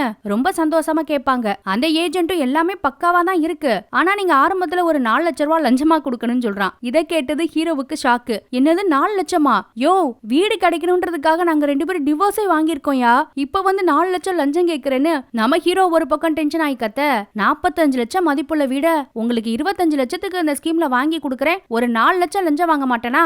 ஆபீஸ்குள்ள எல்லாம் எல்லா பேத்துக்கும் காசு கொடுக்கணும் தெரியுமா, அப்பதான் அவங்க அப்ளிகேஷனை மூவ் பண்ணுவாங்க, எனக்காக மட்டுமா கேக்குறேன்னு அவன் ஒரு பக்கம் கத்த ஆரம்பிச்சிருவான். ஆனா நம்ம ஹீரோவுக்கு 4 லட்சம் கொடுக்க மனசே இல்லங்க. அந்த அளவுக்கு இப்போதைக்கு அவங்க கிட்ட காசும் இல்லதான், அதனால முடியவே முடியாது, வேண்டாம் நாங்களே தனியா பாத்துக்கிறோம்னு ஹீரோவும் ஹீரோயினும் கிளம்பி வந்துருவாங்க. நம்ம ஹீரோயின் விவாகரத்தெல்லாம் வாங்கி இப்போ தனியாளா இருக்கிறதுனால கவர்மெண்டோட ஸ்கீம்ல வீடு வாங்குறதுக்கு அவங்களுக்கு குவாலிஃபிகேஷன் வந்துருச்சு இல்லையா, அதனால அப்ளை பண்றதுக்காக மறுநாளே அந்த ஆபீஸுக்கு போவாங்க. அந்த ஏஜென்ட்டோட ஹெல்ப் எதிர்பார்க்காம அவங்க வெயிட் பண்ணிட்டு இருப்பாங்க. ஹீரோ லேட்டா தான் வருவாரு. ஆனா வரும்போது ஒரு மாறு வேஷத்தை போட்டு வந்திருப்பாரு பாருங்க. முன்னாடி 2 எத்துப்பல்லு, ஒரு பெரிய கண்ணாடி, கன்னத்துல ஒரு மரு. இத பார்த்து ஹீரோயினாலே முதல்ல கண்டுபிடிக்க முடியாது. எதுக்கு இப்படி வந்திருக்காருன்னா, இந்த கவர்மெண்ட் ஆபீஸுக்கு இவங்க 2 பேரும் புருஷன் பொண்டாட்டி அதுக்கு முன்னாடி ஒரு தடவை வந்திருக்காங்க இல்லையா விசாரிக்கிறதுக்காக, அதனால இப்ப யாரும் இவரை கண்டுபிடிக்க கூடாதுன்றதுக்காக இந்த மாறு வேஷத்துல வந்திருக்காராம். அப்புறம் ஹீரோவும் ஹீரோயினும் போய் மேலதிகாரி கிட்ட பேசி பாப்பாங்க. இப்போ இவங்க தனியா தான் இருக்காங்க, டிவோர்ஸ் வாங்கிட்டாங்க, நான் அவங்களோட அண்ணன்னு ஹீரோவும் இன்ட்ரோடியூஸ் ஆயிப்பாரு. ஆனாலும் இப்ப நம்ம ஹீரோயினுக்கு என்னதான் குவாலிஃபிகேஷன் இருந்தா கூட இப்பவும் அந்த ஆபீசர் இவங்களுக்கு வீடு கொடுக்கலாம் ஒத்துக்க மாட்டாருங்க. சரி அவருக்கு லஞ்சமாவது கொடுத்து பார்க்கலான்னு பேசி பார்த்தா அவர் ரொம்ப நேர்மையான ஆபீசர் போல கண்ணா பின்னான்னு நம்ம ஹீரோவையும் ஹீரோயினையும் கத்த ஆரம்பிச்சிருவாரு. அப்போதான் இவங்களுக்கு எல்லா ஐடியாவும் கொடுக்குற அந்த ஏஜென்ட்டும் அந்த மேலதிகாரி கிட்ட வந்து டீ எல்லாம் கொடுத்துட்டு, ஐயா நீங்க ஒன்னும் டென்ஷன் ஆகாதீங்க, நான் இவங்களை கவனிச்சுக்கிறேன்னு இவங்க கிட்ட கண்ணை காட்டுவாரு. ஏன்னா அவர் அங்கதானே பியூனா வேலை பார்க்கறாரு.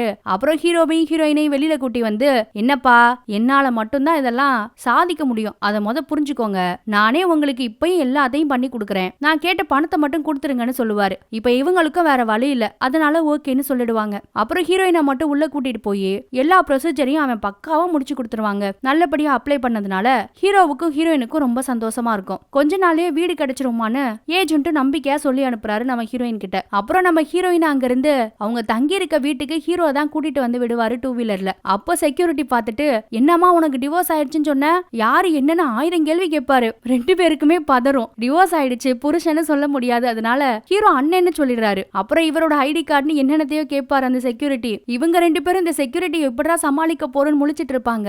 அதுக்குள்ள அந்த செக்யூரிட்டிக்கு ஒரு குட்டி பொண்ணு இருப்பா. அவ வந்து அம்மா கூப்பிடுறாங்கன்னு அவரை கூப்பிட்டதும் அவர் அங்க இருந்து போயிருவாரு. ஆனா போறதுக்கு முன்னாடி நம்ம ஹீரோவோட அங்க அடையாளங்கள் எல்லாத்தையும் அந்த குட்டி நோட்ல நோட் பண்ணிட்டு தாங்க போவாரு. அவர் போனதுக்கு அப்புறமா இவங்க 2 பேரும் ரொம்ப ஜாலியா பேசிட்டு இருப்பாங்க.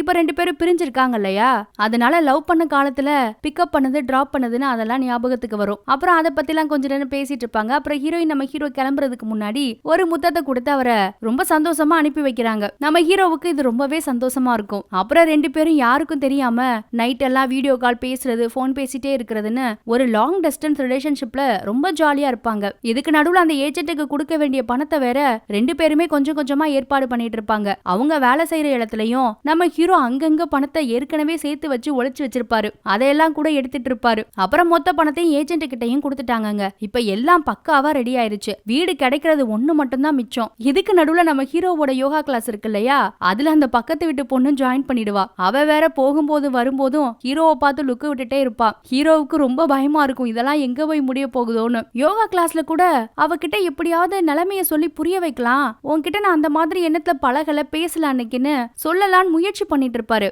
ஆனா அவ எதையுமே காதுல வாங்க மாட்டா. நம்ம ஹீரோவை ஒரு மாதிரி ரொமான்டிக்காவே பாத்துட்டு இருப்பா. யோகா கிளாஸ்ல பக்கத்து வீட்டு பொண்ணோட ரொமான்ஸ் ஒரு பக்கம் போயிட்டு இருக்கும்போது இன்னொரு பக்கம் நம்ம ஹீரோ ஒரு நாள் வீட்டுல குளிச்சிட்டு இருப்பாரு.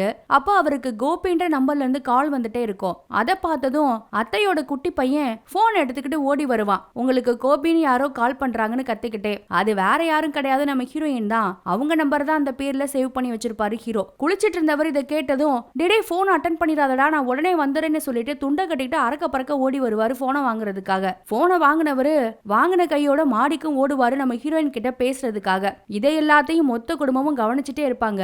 அவர் பின்னாடியே போய் யாருக்கிட்ட பேசுறாரு என்ன பேசுறாருன்னு ஒட்டு கேட்கலான்னு போவாங்க. ஆனா அவர் இப்படி ஆர்வமா போனை வாங்கி பேசுறதுலயே இவருக்கு யார் கூடயோ ஏதோ தொடர்பு இருக்கு. அதனாலதான் நம்ம ஹீரோயினை விவாகரத்து பண்ணி வீட்டுக்கு அனுப்பிட்டதாவும் அவங்களுக்கு இப்ப சந்தேகம் வந்துருச்சு. ஆனா யார்கிட்ட இவர் பேசிட்டு இருக்காருன்னு அவங்களால கண்டுபிடிக்க முடியல. இன்னொரு பக்கம் ஹீரோயினும் அபார்ட்மெண்ட்ல அவங்க கூட தங்கியிருந்த அம்மா ஊருக்கு போயிட்டாங்க, அதனால நான் வீட்டுல தனியா தான் இருக்கேன், வர முடியுமான்னு கேக்குறாங்க. இதை கேட்டதும் ஹீரோவுக்கு ரொம்ப சந்தோஷமா இருக்கும். ரொம்ப நாள் லாங் டிஸ்டன்ஸ் ரிலேஷன்ஷிப்லயே இருந்துட்டாங்க, நேர்ல பாத்துக்க போறோம், சந்திக்க போறோம், தனியா இருக்கோம்னு தெரிஞ்சதும் ரொம்ப குஷி ஆயிடுவாரு. இவரோட இந்த சந்தோஷத்தெல்லாம் பார்த்து வீட்டுக்கு இன்னும் ரொம்ப சந்தேகமா இருக்கும். அடுத்து இவர் கீழே வந்ததுக்கு அப்புறமா அவர் பின்னாடியே குடும்பம் மொத்தமும் சுத்திட்டு இருப்பாங்க. ஆனா இதுல ஹீரோவோட மாமாவுக்கு தான் பெரிய சந்தேகம். கோபின்னா யாரா இருக்கும், ஒருவேளை பையனை காதலிக்கிறானோன்னு அவர் ஒரு குண்டை தூக்கி போடுவாரு. இதை கேட்டதும் ஹீரோவோட அப்பா அம்மாவுக்கு பெரிய ஷாக்கா இருக்கும். அத்தையும் ஏங்க கோபின்னு பொண்ணு பேரும் இருக்கும், சொந்தக்காரங்கள கூட கோபின்னு ஒரு பொண்ணு இருக்கு, அதனால பையனாதான் இருக்கணும்னு அவசியம் இல்லைன்னு சொல்றாங்க. இதை கேட்டதும் தான் அம்மா அப்பாவும் கொஞ்சம் நிம்மதி அடைவாங்க. அப்புறம் நம்ம ஹீரோயினை பாக்குறதுக்காக நைட் டைம்ல அவங்களோட அபார்ட்மெண்ட்டுக்கும் ரொம்ப சந்தோஷமா கிளம்பி போவாருங்க. கேட்டுக்கிட்டே வழிமறிச்சு அந்த அபார்ட்மெண்டோட செக்யூரிட்டி இப்பவும் 1000 கேள்வி கேட்பாரு. ஹீரோயினோட அண்ணன்னு சொன்னா அந்த பொண்ணுக்கு எத்தனை அண்ணன் தான் இருக்கீங்க, இதுக்கு முன்னாடி வேற ஒருத்தர் வந்தாருன்னு ஏடா கூடமா கேள்வி கேட்பாரு. நம்ம ஹீரோ தானே முன்னாடி மாறு வேஷத்துல வந்திருப்பாரு.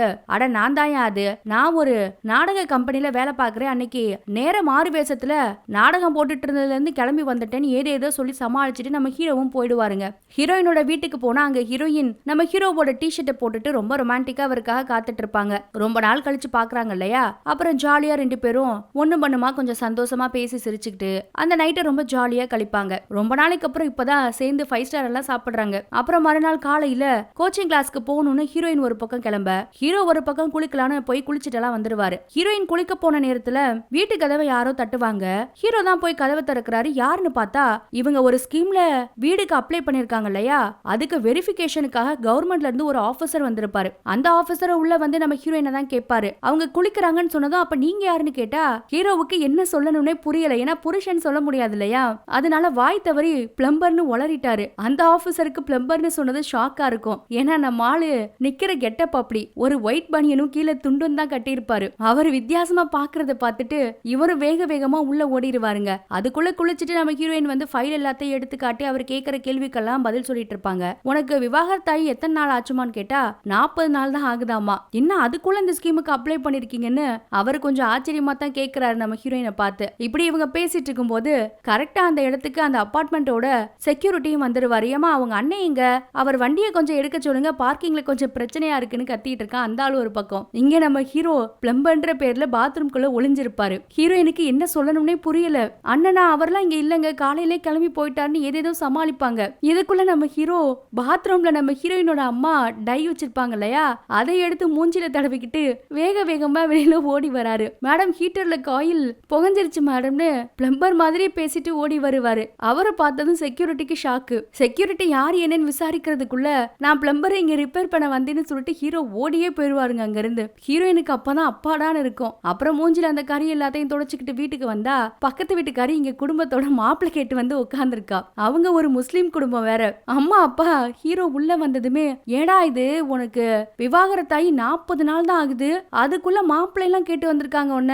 அப்பா அம்மான்னு எங்களுக்கு கொஞ்சமாவது மதிப்பு கொடுப்பான்னு பிள்ளைய பார்த்து அம்மா வருத்தமா கேட்பாங்க. ஹீரோவும் அப்படிலாம் எதுவும் இல்லம்மா, இவங்க ஏதோ தப்பா புரிஞ்சுட்டு வந்திருக்காங்கன்னு சொல்லிட்டாருங்க. இதுல பக்கத்து வீட்டுக்காரியோட அப்பாவுக்கு கொஞ்சம் வருத்தமா போயிடும். அதனால அவங்க நல்ல பதிலா யோசிச்சு சொல்லுங்கன்னு சொல்லிட்டு குடும்பத்தோட கிளம்பிடுவாங்க. நாளுக்கு நாள் இப்படி நம்ம ஹீரோவும் ஹீரோயினும் எதிர்பார்க்காத பல பிரச்சனை வந்துட்டு இருக்கிறதுனால அடுத்ததா 2 பேரும் சேர்ந்து போய் அந்த ஏஜென்ட்டை தாங்க பாப்பாங்க. அவங்க பிரச்சனை எல்லாத்தையும் சொல்லி எப்பதான் எங்களுக்கு வீடு கிடைக்கும், எவ்வளவு சீக்கிரம் கிடைக்கும்னு அவர்கிட்டயும் அனத்த ஆரம்பிச்சிருவாங்க. அவரும் இவங்க கிட்ட ஒரு ரகசியத்தை சொல்லுவாரு. இந்த மாசம் 16ஆம் தேதி யாருக்கெல்லாம் வீடு கொடுக்க போறாங்களோ அந்த லிஸ்ட கவர்மெண்ட் வெளியிட போறாங்களா. இது வெளியில யாருக்கும் தெரியாது, மத்தவங்களுக்கு தெரியறதுக்கு முன்னாடி முன்கூட்டியே நான் அவங்க கிட்ட சொல்றேன்னு அந்த ஏஜென்ட்டும் சொல்லுவான். இதை கேட்டதும் நம்ம ஹீரோவுக்கும் ஹீரோயினுக்கும் அவ்வளவு ஆனந்தமா இருக்கும். ஏன்னா பல நாள் கனவு, புருஷனும் பொண்டாட்டியும் எந்த ஒரு பிரைவசி இல்லாம பாவம் ஹால்லயே பல மாசமா படுத்து தூங்குனவங்க தங்களுக்குன்னு ஒரு வீடு வரப்போகுதுன்னு தெரிஞ்சது ரொம்ப குஷியாயிடுவாங்க. அப்புறம் அந்த சந்தோஷத்தை கொண்டாடுறதுக்காக அன்னைக்கு நைட்டு ஹீரோயின் தங்கியிருக்காங்கல்ல ஒரு அபார்ட்மெண்ட், அதோட மாடியில சின்னதா ஒரு பார்ட்டி வைப்பாங்க.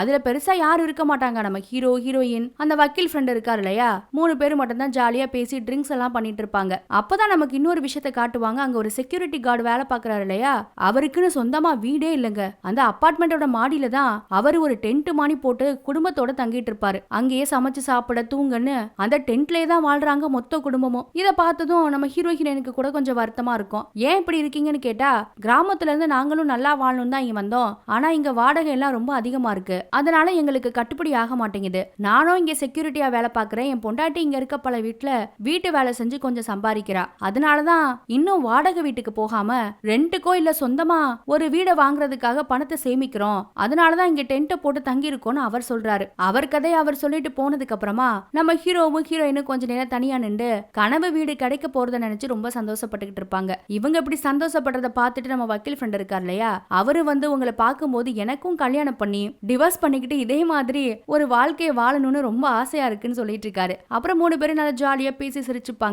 அப்புறம் அந்த இடத்துல சீனை கட் பண்ணா இவங்களோட கனவு வீடு கைக்கு கிடைக்க போற அந்த 16ஆம் தேதியும் வந்துருச்சு. இன்னைக்கு தானே அந்த லிஸ்ட் வரப்போகுது, அதனால அந்த ஆபீஸுக்கு முன்னாடி நம்ம ஹீரோயினும் வக்கீல் ஃப்ரெண்டும் தான் முதல்ல வருவாங்க. அங்க பார்த்தா ஒரே கூட்டம், கஜமுஜான சத்தம். இவங்க 2 பேத்துக்கும் ஒண்ணுமே புரியல. என்ன ஏதுன்னு விசாரிச்சு பார்த்தா இன்னைக்கு யாருக்கெல்லாம் வீடு கொடுக்க போறோம்னு கவர்மெண்ட் ஒரு லிஸ்ட வெளியிடறதா இருந்தாங்க இல்லையா, அந்த லிஸ்ட இன்னைக்கு வெளியிடல, அதுல ஏதோ பிரச்சனைன்னு அங்க இருக்கவங்க எல்லாம் சொல்லுவாங்க. இதை கேட்டதும் ஹீரோயினுக்கு ஒரே ஷாக் ஆயிடும். அப்புறம் கூட்டத்துக்குள்ள அடிச்சு பொடிச்சு ஹீரோயினும் வக்கீல் ஃப்ரெண்டும் உள்ள போய் விசாரிச்சா அந்த மேலதிகாரியோ கவர்மெண்ட் அந்த லிஸ்ட வெளியிடாம டிலே பண்ணி வச்சிருக்காங்களாமா. ஏன்னா அந்த ஸ்கீம்ல ஏதோ ஃப்ராட் நடந்திருக்கிறதா கவர்மெண்ட் சந்தேகப்படுறாங்க, அதனாலதான் இன்னைக்கு லிஸ்ட வெளியிடல, எல்லாரும் இங்க இருந்து கிளம்புங்கன்னு அந்த அதிகாரியும் சொல்லிடுவாரு. இதை கேட்டதும் நம்ம ஹீரோயினுக்கும் வக்கீல் ஃப்ரெண்டுக்கும் என்ன பண்ணுனே புரியல. அந்த பதட்டத்தோடய வெளியே வந்தா நம்ம ஹீரோ ரொம்ப லேட்டா தான் அங்க வருவாரு. ஏன் லேட்டா வந்த, இன்னும் லிஸ்ட் வரலன்னு ஹீரோயின் ஹீரோவை போட்டு கத்த ஆரம்பிச்சிருவாங்க. நான் சீக்கிரம் வந்திருந்தா மட்டும் லிஸ்ட் என்ன வந்துருவா போகுது, இதுக்கும் அதுக்கு என்ன சம்பந்தம், அவரும் கூட கொஞ்சம் கோவப்பட்டுருவாரு. அப்புறம் நம்ம வக்கீல் ஃப்ரெண்டு தான் 2 பேரையும் சமாதானப்படுத்தி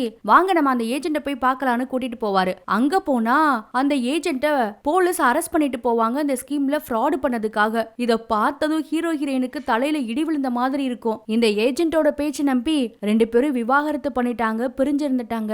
4 லட்சம் ரூபாய் பணம் வேற போச்சு. இப்போ என்ன பண்றது ஏது பண்றதுன்னு 2 பேருக்குமே புரியல. அப்புறம் ஹீரோ வீட்டுக்கு வந்ததுக்கு அப்புறம் நைட் எல்லாம் டிவில அதே நியூஸ் தான் ஓடிட்டு இருக்கும். அதை பார்த்து குடும்பத்தாளுங்க கூட எப்படி இந்த மாதிரி ஆளெல்லாம் நம்பி எல்லாரும் பணம் கொடுத்தாங்களோ தெரியல, மக்கள்லாம் ஏன் இன்னும் இப்படி முட்டாளா இருக்காங்கன்னு பேசிட்டு இருப்பாங்க. இதெல்லாம் கேட்கும் போது ஹீரோவுக்கு ரொம்ப வருத்தமா தான் இருக்கும். அப்புறம் அன்னைக்கு நைட்டு ஹீரோயின் ஹீரோவுக்கு போன் பண்ணிட்டே இருப்பாங்க, அவர் எடுக்கவே மாட்டாரு. ஏன்னா அவங்க ஆசைக்காக தானே அவர் இதெல்லாம் பண்ணது.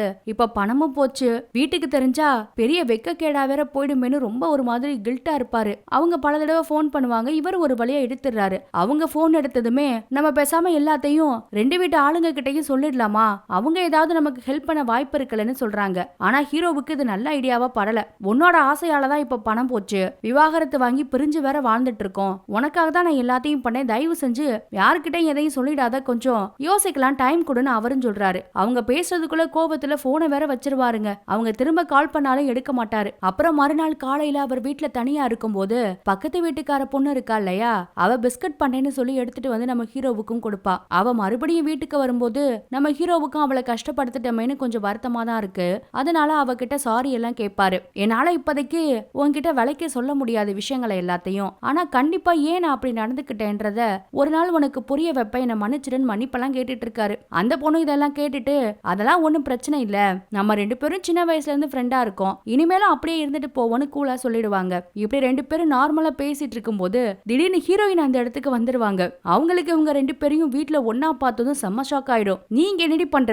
அதான் என் புருஷனுக்கு உன் மேல இன்ட்ரெஸ்ட் இல்லல, அப்புறம் அவன் பின்னாடியே சுத்திக்கிட்டு இருக்கேன்னு அந்த பொண்ணு ரொம்ப திட்ட ஆரம்பிச்சிருவாங்க. ஹீரோவும் நிறுத்த சொல்லி எவ்வளவோ சொல்லி பாப்பாரு, அவங்க கேக்குறதா இல்ல. அந்த பொண்ணு நீ நினைக்கிற மாதிரி எதுவும் இல்லைன்னு சொல்லுவா, ஆனா ஹீரோயின் நம்ப மாட்டாங்க. ஹீரோவும் கோவத்துல நீ எதுக்காக இங்க வந்து கத்துக்கிட்டு இருக்கேன்னு ஹீரோயினை பார்த்து கேட்க, நான் தான் கால் பண்ணா நீ எடுக்கவே மாட்டேங்கிறிய, வீட்டுல எல்லார்கிட்டையும் உண்மையை சொல்லலான்னு சொன்னா கேட்க மாட்டேங்கிறேன்னு அவங்க இன்னும் கத்த ஆரம்பிச்சிருவாங்க. ஹீரோவும் பதிலுக்கு, நம்ம மட்டும் இப்ப உண்மையை சொன்னோம்னு வச்சுக்கோயேன், பிரச்சனை போலீஸ் வரையும் போய் அப்புறம் அந்த ஏஜென்ட் கிட்ட நம்ம பணம் கொடுத்ததுக்காக நம்மளையும் கூட விசாரணை எல்லாம் பண்ண வாய்ப்பு இருக்கு. அதனால இந்த விஷயம் வெளியே தெரியாம இருக்கிறதா நமக்கும் குடும்பத்துக்கும் நல்லது, வேண்டான்னு ஹீரோயினை போட்டு திட்ட ஆரம்பிச்சிருவாரு. ஏன் எப்பவுமே நான் சொல்றதை கேட்கவே மாட்டேங்கிற, உனக்கு ஒண்ணு வேணும்னா அதுலயே இந்த அளவு ஸ்டெபனா இருக்குன்னு ஹீரோயினை ரொம்ப திட்டிப்படுவாரு அந்த பொண்ணு முன்னாடி. இதுல அவங்களுக்கும் ரொம்ப கோவம் வந்துரும். இவங்க எல்லாம் ரொம்ப சண்டை போட்டு முடிச்சதுக்கு அப்புறம் தான் மொத்த குடும்பம் வந்து ஹீரோயின் வந்திருக்கிறதே பாக்குறாங்க. ஆனா ஹீரோயின் அதுக்கப்புறம் எதுவும் பேசாம அங்க இருந்து போயிடுவாங்க. இப்ப ரெண்டு பேருக்குள்ள சண்டை ரொம்ப முத்தி போச்சுன்னே சொல்லலாம். இவங்க ரெண்டு பேரும் இப்படி சண்டை போடுறது நம்ம வக்கீல் ஃப்ரெண்டுக்கு தெரிஞ்சு அவரும் வந்து ஹீரோ கிட்ட பேசுவாரு. இத பாருடா, என்னடா பண்ணிட்டு இருக்கீங்க ரெண்டு பேரும்,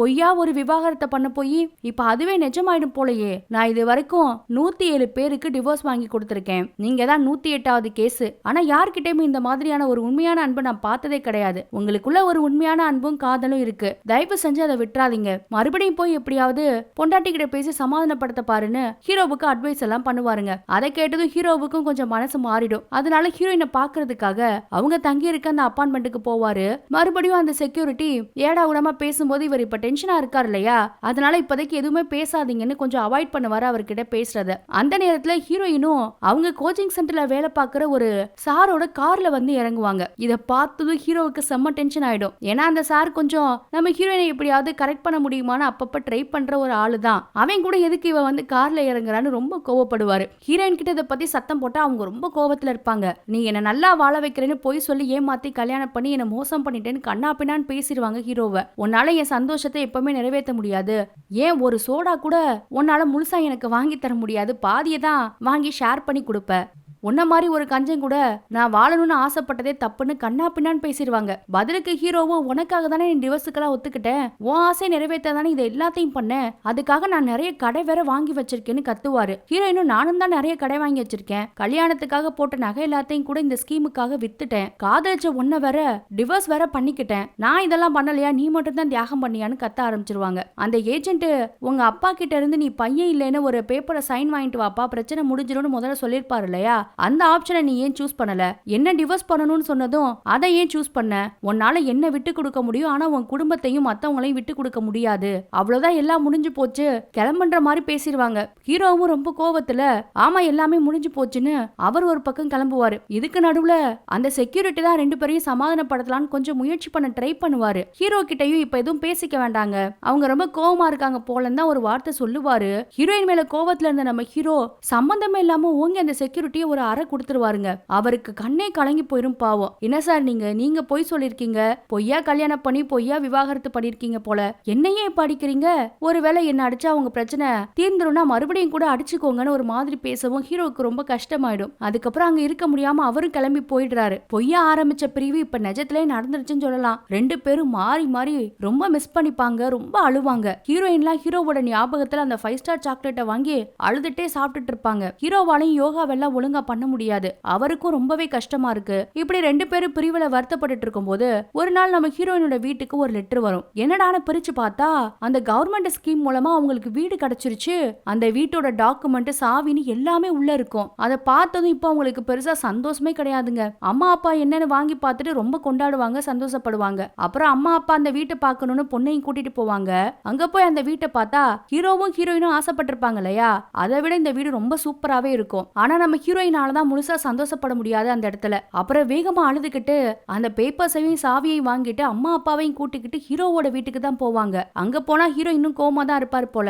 என்ன ஏன் இங்க வந்த, உனக்கு என்ன வேணும்னு கேட்பாரு. அம்மா அப்பாலாம் ஏன்டா அப்படி பேசுற, அப்பெல்லாம் பேசாதன்னு சொல்லுவாங்க. ஹீரோயின் இந்த வீட்டு சாவி பேப்பர்ஸ் எல்லாம் கொடுத்ததும் அவருக்கும் ஷாக்கு தான். ஆனா குடும்பத்துக்கு தான் எதுவும் புரியல. இதுல நடுவுல அத்தை வேற ஹீரோயின் அப்பையும் குறையா சொல்லிக்கிட்டு இருப்பாங்க. அப்புறம் ஒரு வழியா ஹீரோயின் எல்லாரோட கேள்விக்கும் இங்க பதில் சொல்லிடுறாங்க. நாங்க இதுவரையும் நடிச்சோம், இந்த ஸ்கீம்ல வீடு வாங்கணும்ன்றதுக்காக தான் விவாகரத்து பண்றதா பொய்யா பேப்பர்ஸ் எல்லாத்தையும் ரெடி பண்றதுக்காக இத்தனை நாள் உங்க முன்னாடி நடிச்சிட்டு இருந்தோம்னு எல்லா உண்மையும் சொல்லிடுறாங்க. இதை கேட்டதும் ரெண்டு பேரோட அப்பா அம்மாவுக்கும் சந்தோஷமா தான் இருக்கும். இப்ப வீடு வேற கிடைச்சிருச்சு இல்லையா சொந்தமா, அதனால கூடுதலா சந்தோஷப்படுவாங்க. ஆனா அவங்க அத்தை தான் சும்மா விடாம என்ன ரொம்ப சந்தோஷப்பட்டு இருக்கீங்க, இந்த பஞ்சாபி பொண்ணு நம்ம பையன் மனசை மாத்தி இந்த குடும்பத்துல இருந்து பிரிச்சு கொண்டு போகணுன்றதுக்காக இதையெல்லாம் பண்ணியிருக்கா, யாரும் அதை கேள்வி கேட்க மாட்டீங்களான்னு குறை சொல்லிக்கிட்டே இருப்பாங்க. ஹீரோயினோட அம்மாவும் பதிலுக்கு சண்டைக்கெல்லாம் போவாங்க அவங்க கிட்ட. சண்டை முத்தி போனதுல ஹீரோ, அத்தை நீங்க சும்மா இருங்க, நீங்க வந்ததுல இருந்து உங்களால ஏதாவது பிரச்சனை வந்துகிட்டே தான் இருக்குன்னு அத்தையை பார்த்து சொன்னதும் மாமாவுக்கு ஷாக்கு. என்னப்பா இப்படி பேசிட்டேன்னு அவர் கேட்கும் போது அந்த குட்டி பையன் கத்துவான். ஏடான்னு பார்த்தா அது வரையும் நல்லா பேசிட்டு இருந்த அத்தை பாவம் மயங்கி விழுந்துட்டாங்க. மாமா தான் கத்தி அழ ஆரம்பிச்சிருவாரு. முதல்ல எல்லாரும் சின்ன மயக்கமா தான் இருக்கும்னு நினைப்பாங்க. ஹீரோயினோட குடும்பம் கூட ஒருவேளை இந்த அம்மா நடிக்குதோன்னு கூட நினைக்கிறாங்க. ஆனா அவங்களுக்கு சீரியஸா ஏதோ பிரச்சனை போல. வேக வேகமா அவங்கள தூக்கிட்டு ஹாஸ்பிட்டலுக்கு ஓடுனா ஐசியூல அட்மிட் பண்ணிருவாங்க. ஆனா என்ன ஏதுன்னு யாருக்குமே புரியல. ஏதாவது பிரஷர் கூடி இருக்கும், இல்ல சுகர் ப்ராப்ளமா இருக்கும் தான் எல்லாரும் நினைச்சிட்டு இருக்காங்க.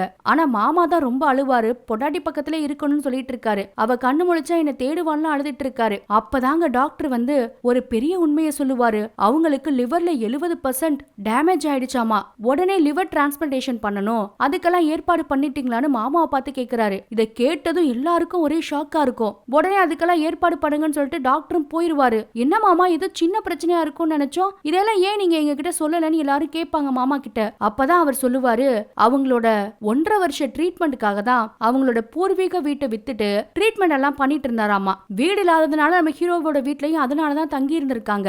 ஏற்கனவே உங்க வீட்லயே எக்கச்சக்க பிரச்சனை, மகனும் மருமகளும் வேற டிவோர்ஸ் வாங்கி சண்டையெல்லாம் போட்டுட்டு இருந்தாங்க. இதுல நான் எப்படி என் பிரச்சனையை சொல்லுவேன், எனக்கு ஒருத்தர் கிட்ட உதவின்னு கேட்க சங்கடமா இருந்ததுன்னு சொல்றாரு. பாவம் ரொம்ப அழுவாரு. ஆனா அவர் பொண்டாட்டியோட சிகிச்சைக்காக குடியிருந்த வீட்டை வித்துட்டாரு இல்லையா, அது எல்லாருக்கும் ஆச்சரியமா இருக்கும். எதுக்காக இப்படி பண்ணேன்னு கேட்டா வேற என்ன பண்ண சொல்றீங்க, என்ன வீடுன்றது என்ன கல்லு மண்ணை வச்சு கட்டினதா, வீடுன்றது என் பொண்டாட்டி தானே, அவளே இல்லைன்னா அந்த வீட்டை வச்சு நான் என்ன பண்ண போறேன், அவதான் எனக்கு முக்கியம், அதனாலதான் அந்த வீட்டை வித்தேன்னு சொல்லுவாரு. இதை கேட்டது நம்ம ஹீரோவுக்கும் ஹீரோயினுக்கும் பலார்னு அரைஞ்ச மாதிரி இருக்கும். ஏதோ பெரிய தப்பு பண்ணிட்டோம் போலேன்னு தோணும். அப்புறம் மாமாவை கூட்டிட்டு போய் ஹீரோ தான் அத்தை இருக்க ரூமுக்குள்ள விடுவாரு. அவர் அழுதுட்டே இருப்பாரு அவங்க கையை பிடிச்சு. நீ கவலைப்படாதம்மா, நான் ஏதாவது பண்ணி உன்னை எப்படியும் காப்பாத்திடுவேன், உன்னை விட்டு கொடுக்க மாட்டேன்னு ரொம்ப அழுவாரு. மயக்கத்துல இருக்க அத்தை கூட அழுதுட்டு இருக்காங்க. இதெல்லாத்தையும் வெளியே இருந்து பார்த்து ஹீரோவும் ஹீரோயினும் கூட ரொம்ப அழுவாங்க. அப்புறம் தான் ஹாஸ்பிட்டலுக்கு வெளியில உட்கார்ந்து ரெண்டு பேரும் பேசுவாங்க. எவ்வளவு பெரிய தப்பு பண்ணிட்டோம்னு அப்பதான் அவங்களுக்கு புரியும். அவர் பொண்டாட்டிக்காக அவங்களை காப்பாத்தணும்ன்றதுக்காக வீட்டையே வித்திருக்காரு. ஆனா நம்ம ரெண்டு பேரும் வீடு கிடைக்கணும்ன்றதுக்காக நம்ம உறவையும் முறிச்சிட்டோமே, இவ்வளவு நாள் பிரிஞ்சு வேற இருந்தோம்னு ரொம்ப வருத்தப்படுவாங்க. அப்புறம் ஹீரோ ரொம்ப உருக்கமா பேசுவாரு ஹீரோயின் கிட்ட. நீ சொன்னது உண்மைதான், நான் கஞ்சன் தான். ஆனா நான் அப்படி இருந்ததுக்கு காரணம் உன்னை சந்தோஷமா வச்சுக்கணும்ன்றதுக்காக தான். அப்பதான் நீ கேட்டதெல்லாம் என்னால வாங்கி கொடுக்க முடியும். நம்ம எதிர்காலத்துக்காக நான் சேவ் பண்ணேன். நான் இந்த விவாகரத்து பண்ணதெல்லாம் உனக்காக தான், உனக்கு பிடிச்ச வீட்டை வாங்கி கொடுக்கணும்ன்றதுக்காக தான் ரொம்ப உருக்கமா பேசுவாரு. ஹீரோயின் கூட நான் தப்பு பண்ணிட்டேன், என்ன மன்னிச்சிருங்கன்னு சாரி எல்லாம் கேக்குறாங்க. ரெண்டு பேருமே மாறி மாறி சாரி கேட்டு ஒரு வழியா கட்டி பிடிச்சு அழுது சமாதானமா ஆயிடுறாங்க. அப்புறம் ஹீரோயின், எனக்கு அந்த வீடு வேண்டாம், அது நியாயமா கஷ்டப்படுற யாரோ ஒருத்தருக்கு கிடைக்க வேண்டியது, எனக்கு அது வேண்டான்னு சொல்லிடுவாங்க கடைசியா. ஹீரோ கூட நம்ம பிரிவால கிடைச்ச அந்த வீடு எனக்கு வேண்டான்னு அழுதுகிட்டே சொல்லுவாரு. இப்படி மறுபடியும் ஒண்ணு சேர்ந்த நம்ம ஹீரோவும் ஹீரோயினும் அடுத்து அந்த டாக்குமெண்டோடைய சாவியோடையும் பார்க்க போறது அந்த அபார்ட்மெண்டோட செக்யூரிட்டியை தாங்க. அவர்கிட்ட போய் தான் அந்த வீடு கொடுப்பாங்க. அவருக்கு இதை கேட்டதும் ஒரே ஷாக்கா இருக்கும். உண்மைதானா, இது கவர்மெண்ட் தான் கொடுத்துச்சான்னு கேட்பாரு. ஆமான்னு சொல்லுவாங்க. ஆனா அந்த லோனை எல்லாம் என்னால கட்ட முடியாதுன்னு சொல்றாரு. கவர்மெண்டே உங்களுக்கு லோன் போட்டு கொடுக்கும், கவலைப்படாதீங்க, நீங்களும் சம்பாதிக்கிறீங்க, உங்க ஒய்ஃபும் சம்பாதிக்கிறாங்க, உங்களால முடிஞ்சதை கட்டி கடன் எல்லாம் அடைச்சிடலாம், இந்த வீடை சொந்தமாக்கிக்கலாம்னு சொல்லுவாங்க. அவர் அப்படியே அந்த டென்ட்டுக்கு கீழே இருக்க பொண்டாட்டியும் பிள்ளையும் பாப்பாரு பாருங்க. அவர் கண்ணெல்லாம் கலங்கும். சந்தோஷத்துல நம்ம ஹீரோவை கட்டி பிடிச்சுப்பாரு. நம்ம ஹீரோவும் ஹீரோயினும் பண்ண தப்புக்கு பிராய்ச்சித்தமா தான் இவருக்கு அந்த வீடை கொடுப்பாங்க. அப்புறம் ஹீரோ போறதுக்கு முன்னாடி அவர்கிட்ட ஓடி வந்து, நான் இதுக்காக கொஞ்சம் ஆரம்பத்துல பணம் செலவு பண்ணிருக்கேன், ஒருவேளை உங்களால முடிஞ்சா எப்ப முடியுமோ கொடுத்தீங்கன்னா நல்லா இருக்கும்னு சொல்லிட்டு போவாரு. அவரும் அதை கேட்டு சிரிச்சிட்டு இருப்பாரு. அப்புறம் கொஞ்ச நாள்லயே நம்ம ஹீரோவுக்கும் ஹீரோயினுக்கும் மறுபடியும் எல்லார் முன்னாடியும் பிரம்மாண்டமா கல்யாணம் நடக்குங்க. அதுல அவங்களோட 2 பேர் குடும்பமும் ரொம்ப சந்தோஷமா இருப்பாங்க. ஹீரோவுக்கும் ஹீரோயினுக்கும் கூட இது ரொம்ப ஹாப்பியா இருக்கும். அத்தையும் கூட நல்லா உடம்பு சரியாயி பொழைச்சு வந்துட்டாங்க. இப்போ ஹீரோயினை குறையெல்லாம் சொல்ல மாட்டாங்க, ரொம்ப செல்லமா கொஞ்சிட்டு இருப்பாங்க. இதுல நம்ம வக்கீல் ஃப்ரெண்டு தான் கத்துவான் ஓன்னு. ஏடான்னு கேட்டா அந்த பக்கத்து வீட்டு பொண்ணு இருக்கா இல்லையா, அவளுக்கு நம்ம வக்கீல் ஒன் சைடா ரூட்டை கொடுத்துக்கிட்டு இருப்பாரு. கரெக்ட் பண்ண முடியுமான்னு ட்ரை பண்ணிட்டு இருப்பாரு. ஆனா இந்த கல்யாணத்துல அந்த பொண்ணும் நம்ம ஹீரோயினை கரெக்ட் பண்ண ஒரு வார்த்தையார் ட்ரை பண்ணிட்டு இருப்பார் இல்லையா, அவரும் மாறி மாறி பேசி சிரிச்சுக்கிட்டு இருப்பாங்க. கிட்டத்தட்ட லவ் பண்ற ரேஞ்சுக்கு வந்துட்டாங்க போல. இல்ல இது நடக்கவே கூடாதுன்னு வக்கீல் ஒரு பக்கம் ஓன்னு கத்திட்டு இருப்பாரு. எல்லாரும் அதை பார்த்து சிரிப்பாங்க. இந்த ஹாப்பி எண்டிங்கோட இந்த படத்தை ரொம்ப அழகா முடிச்சிருப்பாங்க. படம் ரொம்ப சூப்பரா இருந்ததுல. உங்களுக்கு இந்த படம் எந்த அளவுக்கு பிடிச்சிருக்குன்றத மறக்காம கமெண்ட்ல சொல்லுங்க. அப்படியே போற போக்குல ஒரு லைக்கையும் தட்டி விட்டுருங்க. அப்பதான் உங்களுக்கு பிடிச்ச இந்த படம் இன்னும் நிறைய பேரை சென்றடையும். மறுபடியும் இதே மாதிரி ஒரு நல்ல படத்துல சந்திப்போம். தேங்க்யூ.